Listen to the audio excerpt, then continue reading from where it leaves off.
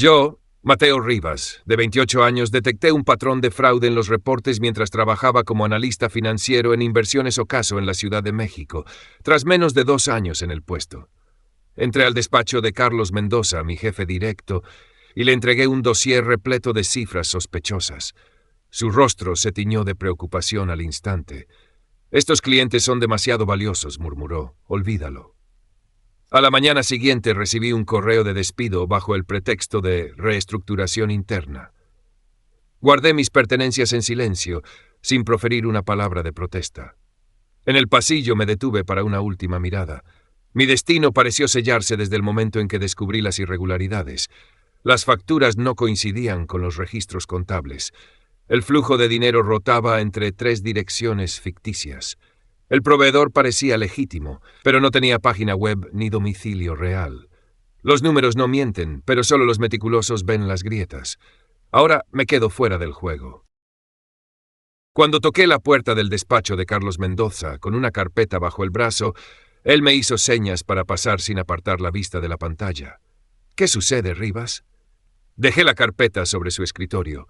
Encontré algo extraño en la cuenta de Harley Group. Sus ojos recorrieron las hojas marcadas. ¿Qué tipo de irregularidad? «Estas transacciones pasan por empresas fantasma», le expliqué, señalando los montos. «Mismo método, mismos montos inflados. Es un esquema». Carlos hojeó las páginas y su rostro palideció poco a poco.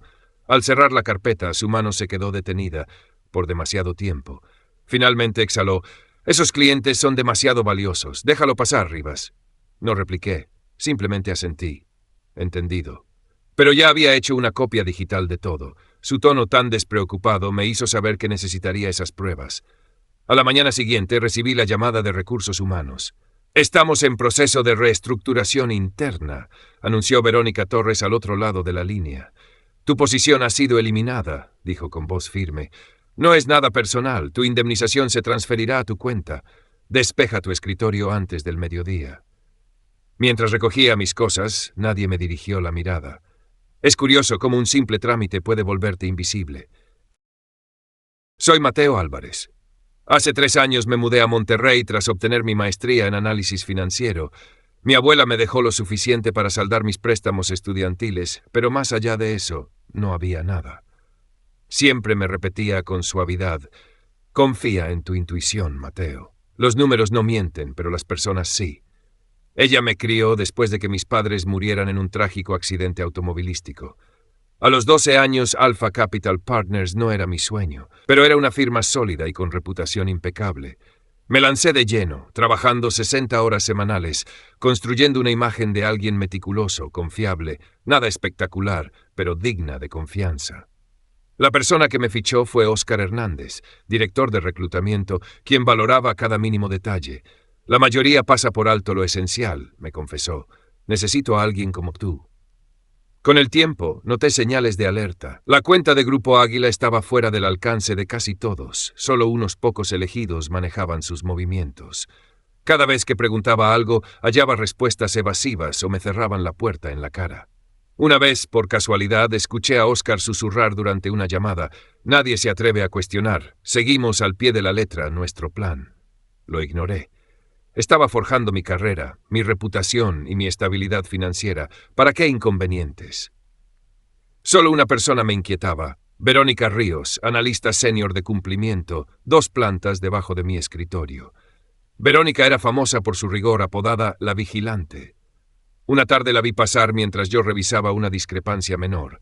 Observó mis reportes pulcros y dijo: «Bien hecho, Mateo. Pocos trabajan con tanta dedicación». Le respondí con un gesto: «Solo cumplo con mi trabajo». Entonces me entregó una tarjeta de presentación. «Si algo no te cuadra, mi puerta siempre estará abierta». Esa tarjeta descansa en mi billetera junto a mi licencia. Jamás pensé que llegaría a necesitarla. Y fue la última señal de alerta que ignoré. Hace 2 meses, otro analista, Esteban Morales, fue despedido de improviso. En la oficina corrían rumores de que había preguntado demasiado sobre ciertas cuentas confidenciales. En aquel momento pensé que Esteban habría cometido un error grave. Ahora me pregunto si fue él quien descubrió lo mismo que yo. El día antes del escándalo, Óscar Hernández me invitó a almorzar, algo insólito hasta entonces. Me preguntó por mis metas profesionales, si estaba a gusto en Alpha Capital Partners, y aseguró que yo tenía potencial. Con el tiempo comprendí que aquello no era un gesto amable, sino una prueba encubierta. Quería ver si yo guardaría silencio. Fallé en esa prueba. La mañana siguiente al despido de Esteban, me encontré en mi apartamento en Monterrey con la luz de la laptop reflejándose en mi frente. Antes de salir, me aseguré de transferir todos los archivos del Grupo Águila a mi correo personal. Una decisión arriesgada legalmente, pero mi intuición me decía que algo mucho más grande estaba en juego. Creé una hoja de cálculo para rastrear cada movimiento sospechoso que había tocado. En 6 meses, más de $4 millones habrían pasado por esa red de empresas fantasma. En la oficina solo veía fragmentos sueltos. Pero ahora, al verlos juntos, el patrón era inconfundible. Alguien estaba lavando dinero a través de nuestra firma, y Oscar lo sabía. Mi teléfono vibró, un mensaje de Alicia Martínez, colega del equipo de análisis. Me contaron que te votaron sin aviso. Vente a tomar algo esta noche para despejarte. No respondí. No podía poner en palabras lo que bullía dentro de mí, y ya no sabía en quién confiar. Saqué mi cartera y mis ojos se posaron en la tarjeta de Verónica Ríos, su número directo debajo de su email. El dedo quedó suspendido sobre el botón de llamada. ¿Escucharía a ella si le contara todo? Al fin y al cabo, ya no tenía nada que perder. Hace 2 meses, otro analista, Diego Santos, fue despedido de forma repentina. En la oficina corrían rumores de que había preguntado demasiado sobre ciertas cuentas confidenciales de Grupo Águila. En aquel momento pensé que Diego habría cometido un error grave. Ahora me pregunto si vio el mismo entramado oscuro que yo descubrí. El día antes de que estallara todo, Óscar Hernández, el director de reclutamiento a quien admiraba, de improviso me invitó a almorzar. Nunca antes había sido tan cordial. Me preguntó por mis metas profesionales, si realmente me sentía feliz en Alpha Capital Partners, y afirmó que tenía un gran potencial. Ahora comprendo que era una prueba. Quería comprobar si sabría guardar silencio. Evidentemente fallé. A la mañana siguiente, tras la salida de Diego, me hallé frente a la pantalla de mi laptop en mi depa en Monterrey. Antes de irme, reenvié en secreto todos los archivos de Grupo Águila a mi correo personal. Una jugada arriesgada legalmente, pero mi intuición me decía que había un plan mayor en marcha. Creé una hoja de cálculo para agrupar todas las operaciones sospechosas. En 6 meses, más de $4 millones habían transitado por esa red de empresas fantasma. En la oficina solo veía fragmentos sueltos. Ahora, al unirlos, el patrón se revelaba nítido. Alguien estaba lavando dinero a través de nuestra firma, y Óscar lo sabía, pero lo encubría. Mi teléfono vibró. Un mensaje de Alicia Martínez, colega del equipo de análisis. Dicen que te votaron sin aviso. Vente a tomar algo esta noche para distraerte. No respondí. No lograba explicar el caos de pensamientos que bullía en mi cabeza, y ya no sabía en quién confiar. Saqué mi cartera y mis ojos se posaron en la tarjeta de Carolina Suárez, analista senior de cumplimiento, su número directo impreso justo debajo de su correo. El dedo quedó suspendido sobre el botón de llamada. ¿Me escucharía si decidía confesarle todo? Al fin y al cabo, ya no tenía nada que perder. Enfrentarse a un gigante como Alpha Capital Partners sería costoso, extenuante y quizá el fin de mi carrera. Me ganaría la etiqueta de revoltoso. Quizá debería rendirme, buscar otro empleo y enterrar lo que vi. Mi departamento de Monterrey de pronto se sentía claustrofóbico. Tomé las llaves, subí al coche y conduje sin rumbo hasta Parque La Alameda, donde mi abuela solía llevarme de niño. Me dejé caer en un banco, observando a los corredores y a los perros que trasnochaban discos voladores. Confía en tu intuición, Mateo. Me pareció oír su voz. ¿Qué me dice ahora la intuición? Que algo va muy mal. La decisión se tomó sin vacilar. De regreso a casa imprimí 317 páginas de documentos, mi arma, y las ordené cronológicamente. Cada cliente sospechoso tenía su pestaña y un breve resumen de mis hallazgos. Luego lo metí todo en un sobre Kraft. La rabia dio paso a una calma cristalina. Redacté un correo breve a Carolina Suárez, antes Jennifer Riley. Encontré esto. Mañana 9 a.m. tu oficina. ¿Podemos vernos? 20 minutos después mi móvil vibró. Confirmado. Te espero mañana a las 9. Aquella noche dormí mejor que en meses. La oficina de Carolina Suárez era más pequeña de lo que imaginaba, sin ventanas, solo paredes cubiertas de archivadores y manuales de políticas. Cuando cerré la puerta, me indicó la silla frente a su escritorio. Yo ya no trabajo aquí, comencé, dejando el sobre la mesa, pero creo que alguien debería saber esto. Carolina guardó silencio un instante y luego preguntó: «Dime, ¿qué has encontrado?» Respiré hondo y le narré todo. Las empresas fantasma, las cadenas de transferencias, las facturas infladas, cómo Óscar Hernández me ordenó pasar por alto todo y mi despido por reestructuración al día siguiente. Su expresión se mantuvo imperturbable mientras escuchaba. Al terminar, abrió el sobre y revisó los papeles. «Has copiado documentos internos», murmuró. «Eso viola las políticas de la firma, ¿no?» «Lo sé», respondí. «Podría ser ilegal». Carolina me miró fijas y suspiró, cerrando el expediente, que luego empujó hacia mí. «¿Quieres librarte de este embrollo, Mateo? Yo no puedo mirar hacia otro lado sabiendo lo que sé». Guardó el sobre en un cajón. «Lo revisaré, pero no prometo nada. Debes saber que esto puede volverse contra ti y duro». Me levanté. «Entendido. ¿Y tú?» Alpha Capital Partners tiene clientes poderosos y abogados carísimos. Si estoy en lo cierto, podrían demandar, incluso encarcelar a alguien. No juegan limpio. Carolina alzó una ceja. «Ya te despidieron. ¿Qué pierdes ahora?» Asentí. «Nada más que perder». 3 días después recibí un sobre crema voluminoso de la oficina legal de Alpha Capital Partners en mi departamento. Me acusaban de robo de información confidencial, incumplimiento grave de políticas de seguridad, difamación contra la empresa. Me exigían, de inmediato, devolver todos los documentos, firmar una retractación de cualquier acusación contra la firma. La carta terminaba con una amenaza latente. Si no cumplen, utilizaremos todos los recursos legales a nuestro alcance. Aquella tarde mi teléfono sonó con un número desconocido. Contesté. «Mateo, soy yo». La voz de Óscar Hernández temblaba y mostraba preocupación. «Tenemos que hablar. Esto se ha ido de las manos. Sé que estás dolido por el despido, pero no deberías proceder así. Si lo dejas aquí, podemos resolverlo internamente y quizá te reintegren al equipo». Respondí seco. «¿Al equipo que guarda silencio ante el lavado de dinero? No tienes ni idea de con quién estás hablando ni de tus tratos. Estas personas». Colgué y llamé de inmediato a mi abogada, Elena Domínguez. Su tarifa valía casi un día de mi sueldo antiguo, pero necesitaba claridad. Ella escuchó sin interrupciones y luego afirmó: «Te has puesto en una situación peligrosa.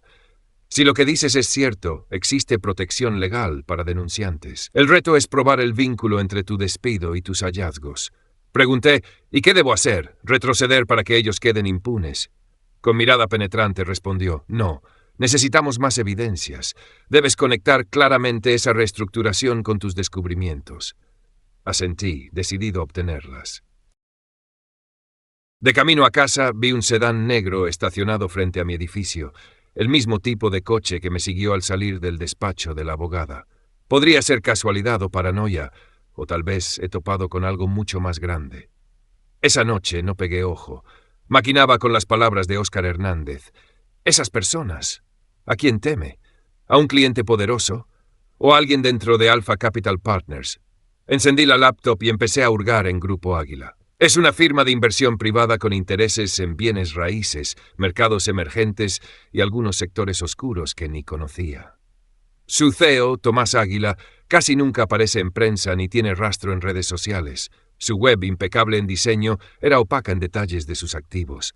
Al fin hallé una nota de prensa de hace 3 años, previa a mi ingreso en Alpha Capital Partners. Grupo Águila fue investigado por la SEC por presunto fraude bursátil. De pronto, la pesquisa se clausuró sin explicación alguna. Más inquietante aún, la investigadora principal de la SEC, María Santos, se jubiló de manera abrupta, dejando el caso inconcluso. Todo encaja: el coche negro, la investigación abortada y las advertencias veladas. Sé que debo profundizar aún más. Un golpeteo en la puerta me sobresaltó. Eran casi la medianoche. Miré por la mirilla. Carolina Suárez esperaba en el pasillo, visiblemente tensa. ¿Puedo pasar? Abrí la puerta y me hice a un lado. Entró deprisa, mirando antes de que yo cerrara. «¿Te sigue alguien?», me dio en broma. Carolina no sonrió, negó con la cabeza. «No estoy segura, pero no quiero arriesgarme». De su bolso sacó un USB y lo conectó a mi laptop. He llegado mucho más lejos.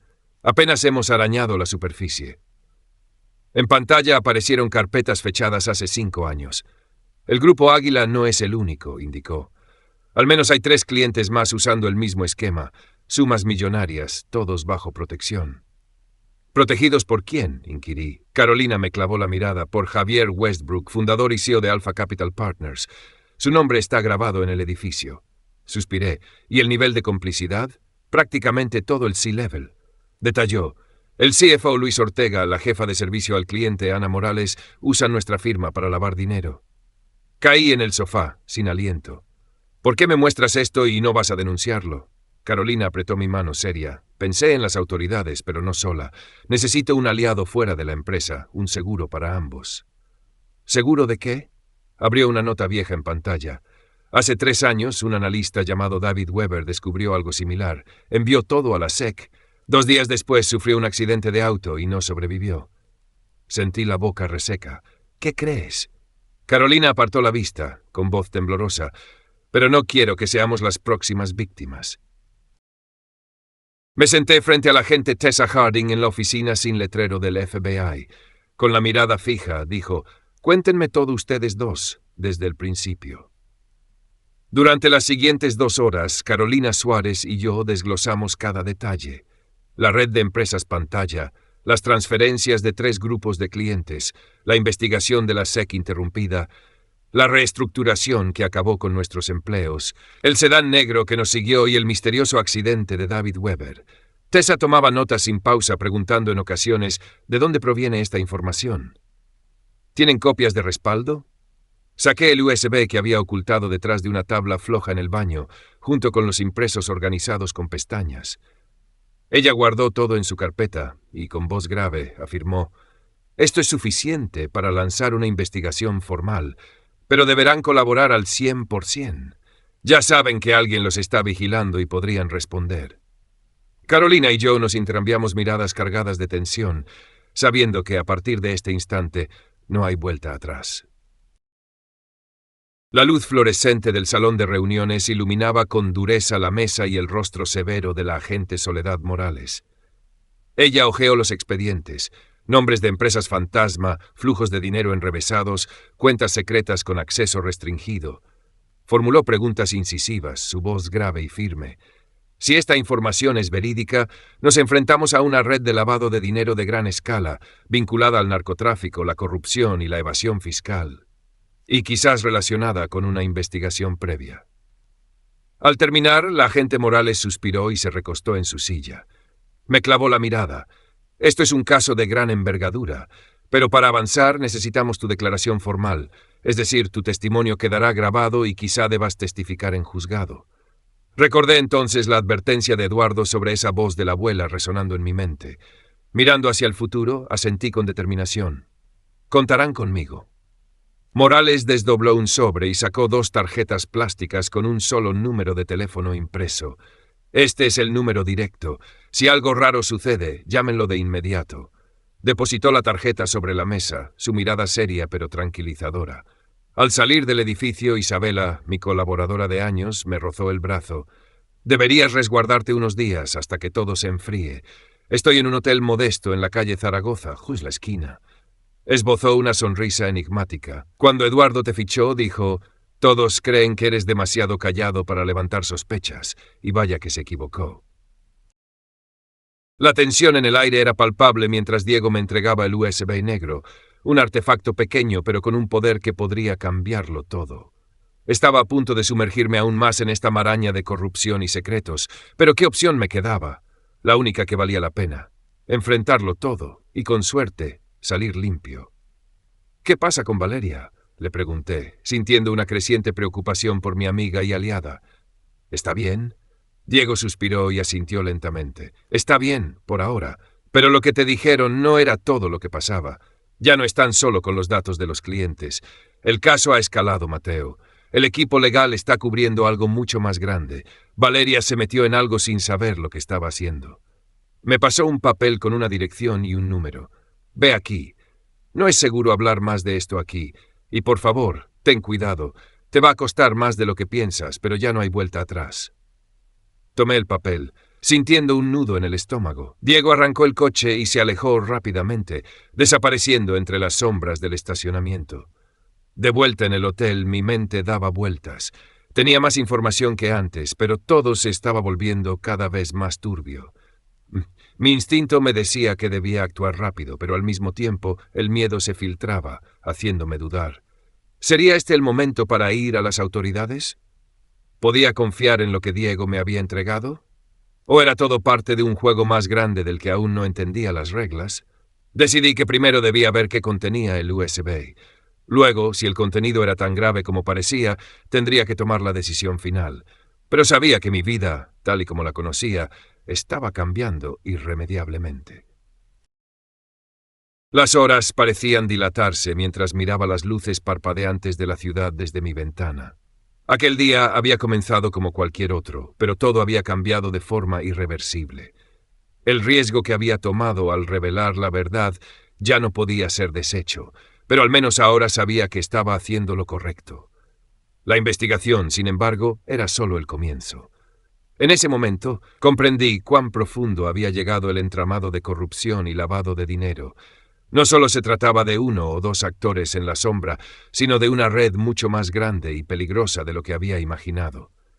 Los nombres y las caras eran solo piezas de un rompecabezas mucho más complejo. El teléfono vibró sobre la mesa, un mensaje de Elena. «¿Todo listo para mañana? ¿Tienes claro lo que vamos a hacer?» Respondí rápidamente. «Sí, estoy preparado». No importaba lo que sucediera al día siguiente. Tenía la certeza de que esta era mi oportunidad para hacer justicia, aunque el camino fuera incierto y peligroso. Ya no era solo un analista más. Me había convertido en una pieza clave en una investigación que podría cambiar el curso de todo. El futuro era incierto, pero lo que sabía con certeza era que no podía dar marcha atrás. No podía dejar que todo lo que había descubierto quedara en el olvido.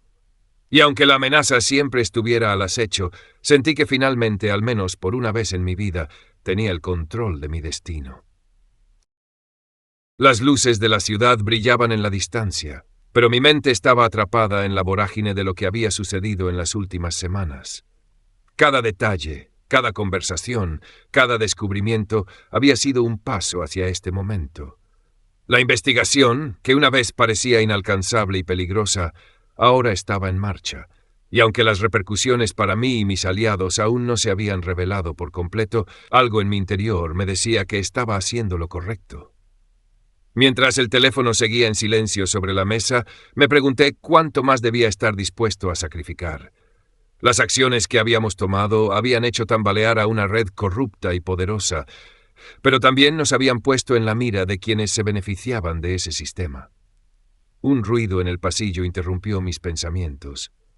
La puerta se abrió lentamente y allí estaba, la agente Morales, con una expresión que no dejaba entrever si venía a traer buenas o malas noticias. «Todo ha salido según lo planeado», dijo, con voz firme pero algo cargada de tensión. «Pero esto es solo el principio. Hay mucho más en juego, y no todo será fácil de resolver. Las cabezas más grandes aún están en movimiento, y no todas las cartas han sido jugadas». Me levanté y me acerqué a la ventana. Desde ahí la ciudad parecía tranquila, pero sabía que debajo de esa calma los eventos tomaban un rumbo irreversible. «No hay vuelta atrás», respondí, casi en un susurro. «Lo he dicho antes, no voy a dar un paso atrás ahora». Morales me miró, evaluando mis palabras. Finalmente asintió y dejó caer una carpeta sobre la mesa. Dentro había una lista de los próximos movimientos que se debían hacer.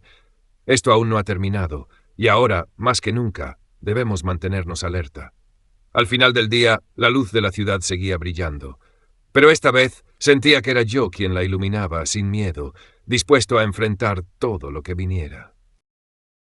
La oficina de la fiscal se sentía menos fría al salir, no por el clima, sino porque dentro de mí algo se había alineado. Durante semanas me debatí entre la verdad y el miedo. Ahora el miedo seguía allí, sí, pero era una sombra distante. Lo que quedaba era una certeza. Había hecho lo correcto. Mi nombre ya no era solo una nota en los márgenes de un informe, ni un empleado despedido con excusas. Ahora estaba en el centro de un proceso que sacudía a los intocables. Las primeras imputaciones eran solo el inicio. Detrás venían más nombres, más estructuras tambaleantes, más alianzas corruptas por derribar. Cuando colgué la llamada con Finanzas del Valle, respiré hondo. No solo por la oportunidad laboral, sino porque por fin alguien veía valor en hacer lo correcto, en seguir el rastro aunque doliera, en no mirar hacia otro lado. El mensaje del CEO resonaba más allá del salario. Necesitamos más gente con integridad como la suya. Era un cierre, sí, pero también un comienzo. En un mundo donde el cinismo suele camuflarse de realismo, todavía hay espacio para la verdad, aunque cueste. Y yo, Mateo Shaw, había elegido pagar ese precio. Mientras caminaba hacia la salida del edificio federal bajo un cielo gris que prometía tormenta, me sentí, por primera vez en mucho tiempo, en paz y listo. Porque la justicia no se construye en días, pero empieza con uno. Y así, la tormenta que casi me arrastró se convirtió en el faro de otros. Lo que comenzó como una sospecha solitaria terminó sacudiendo a todo un sector. No soy un héroe, no buscaba venganza ni gloria, solo respuestas y luego justicia. Lo que encontré fue mucho más, la certeza de que una sola voz, con la verdad como aliada, puede romper incluso los muros más gruesos del poder. Las noches sin dormir, las puertas cerradas, la paranoia, todo eso quedó atrás. Hoy, camino distinto, no más con temor, sino con la serenidad de alguien que eligió bien. A veces en los pasillos de Finanzas del Valle alguien me pregunta con tono casual, ¿de verdad fue así como pasó todo? Yo sonrío y digo poco, porque la verdad ya no me pertenece solo a mí. Está en los archivos de la Fiscalía, en los manuales de cumplimiento, en las aulas donde jóvenes futuros analistas discuten ética con seriedad que antes no conocían. Y cuando paso por la lápida de mi abuela, no llevo solo flores, llevo gratitud, porque su voz, esa intuición que me enseñó a escuchar, fue el primer paso de todo esto. El caso cerró, las cuentas también, pero la historia, la verdadera historia, esa apenas comienza a contarse. Este cierre es hermoso y profundamente resonante. Logras redondear la historia con elegancia y sin grandilocuencia, mostrando cómo el protagonista, Mateo Shaw, ha trascendido su papel de denunciante para convertirse en mentor. La llegada de Jason Herrera, joven e idealista, funciona como espejo del Mateo del pasado y como símbolo del legado que deja. No solo se hizo justicia, sino que ahora existe un nuevo estándar, una nueva generación más atenta. El detalle de los crisantemos en el jardín de su futura casa es un eco emotivo que ata todo con delicadeza, rindiendo tributo a la abuela que lo formó. Y la frase final, a veces lo más poderoso no es levantar la voz, sino no apartar la mirada cuando todos los demás lo han hecho, es una línea de cierre memorable, cargada de verdad y humildad. Si esto fuese el epílogo de una novela, estaría perfectamente equilibrado entre intimidad, esperanza y cicatrización. ¿Te gustaría que lo trabajemos como manuscrito completo? Podríamos estructurarlo en capítulos, reforzar ciertos arcos narrativos o preparar una sinopsis editorial. Hay mucho potencial aquí para algo mayor.